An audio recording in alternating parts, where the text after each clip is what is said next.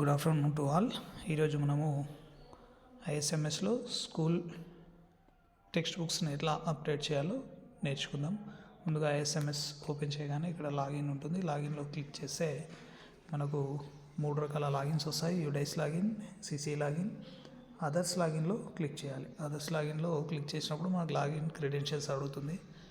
మన క్రెడెన్షియల్స్ మనం అక్కడ టైప్ చేసి 340 ఇలా మన నంబర్ ఒకటి ఇక్కడ ఎంటర్ చేస్తే సబ్మిట్ కొట్టేస్తే మనకి ఈ విధంగా స్క్రీన్ వస్తుంది. దీంట్లో మనకు టెక్స్ట్ బుక్స్, వర్క్ బుక్స్ అనేది ఉంది. ఇందులో క్లిక్ చేసినప్పుడు మనకు సర్వీసెస్ ఆప్షన్ ఉంటుంది. సర్వీసెస్లో school received, material type, text book select చేసుకుంటాం. ఇందులో రిసీవ్డ్ ఫ్రమ్ అనేది ఎంఈఓ ఉంటుంది, ఆల్రెడీ ఉంది. అందులో క్లాస్ అనేది మనం సెలెక్ట్ చేసుకొని క్లాస్ పైన క్లిక్ చేసి గో కొట్టేస్తే అందులో మనకు ఈ విధంగా వస్తుంది. ఇందులో ఫస్ట్ మనకు తెలుగు రీడర్ అనేది మనం తీసుకుంటాము. ఆల్రెడీ మనకు గ్రాస్ రిక్వైర్మెంట్ అంటే మన స్కూల్ సంబంధించింది ఎన్ని అవసరం ఉన్నాయి తెలుగు అంటే 5th క్లాస్ 10th ప్రకారంగా వస్తుంది. అంటే లాస్ట్ ఇయర్ 4th క్లాస్ ఉన్న స్ట్రెంత్ ప్రకారం. సో స్కూల్ యాక్చువల్ రిక్వైర్మెంట్ కూడా అదే అవుతుంది. క్వాంటిటీ డిస్పాచ్డ్ బై మండల్ అనేది 15 అక్కడ వచ్చాయి ఆల్రెడీ.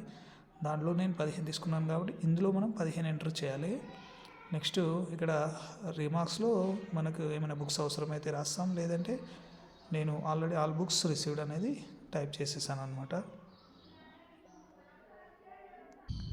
ఇలా మనకు తెలుగు రీడర్ వస్తుంది. అదేవిధంగా మనకు వచ్చినటువంటి టెక్స్ట్ బుక్స్ మాత్రమే మనం ఇక్కడ సెలెక్ట్ చేసుకోవడం జరుగుతుంది. తెలుగు తర్వాత ఇంగ్లీష్ రీడర్లో కూడా already 15 received, all books received.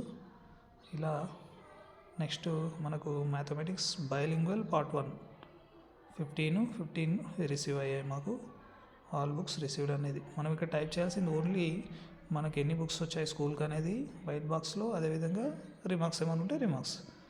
So ఇలా మ్యాథ్స్ అయిపోయింది. తర్వాత ఈవీఎస్ బైలింగ్వల్ పార్ట్ 1 అనేది మనకు మీడియం ఇక్కడ చూసుకొని మనం క్లిక్ చేయాలి.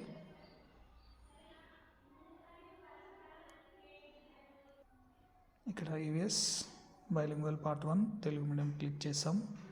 15 వచ్చాయి మాకు. 15 ఎంట్రీ చేసి ఇందులో సబ్మిట్ కొట్టేస్తే మనకు ఆటోమేటిక్గా నేను ఆల్రెడీ చేశాను కాబట్టి నో రిమైనింగ్ క్వాంటిటీ అనేది చూపిస్తుంది. సబ్మిట్ కొట్టేస్తే మనకు ఇది ఓకే అయిపోతుంది. ఈ విధంగా ఆల్ క్లాసెస్కి మనం వెళ్ళిపోయి అందులో ఇన్ఫర్మేషన్ చేసేస్తే మన యొక్క స్కూల్ టెక్స్ట్ బుక్స్ యొక్క రిసీవ్ ఇన్ఫర్మేషన్ అప్డేట్ అవుతుంది. Thank you.